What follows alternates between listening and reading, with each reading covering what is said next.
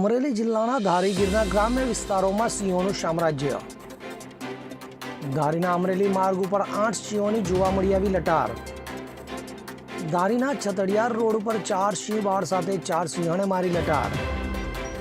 તો ધારી Amreli state highway માર્ગ cross કરતા સિંહ પરિવાર થયો મોબાઈલ કેમેરામાં કેદ. શિકારની શોધમાં પરિભ્રમણ કરતા સિંહ પરિવારનો વિડીયો સોશિયલ મીડિયામાં વાયરલ. હવે જુઓ દેશ દુનિયાની તમામ ખબરો તમારી આંગળીના ટેરવે.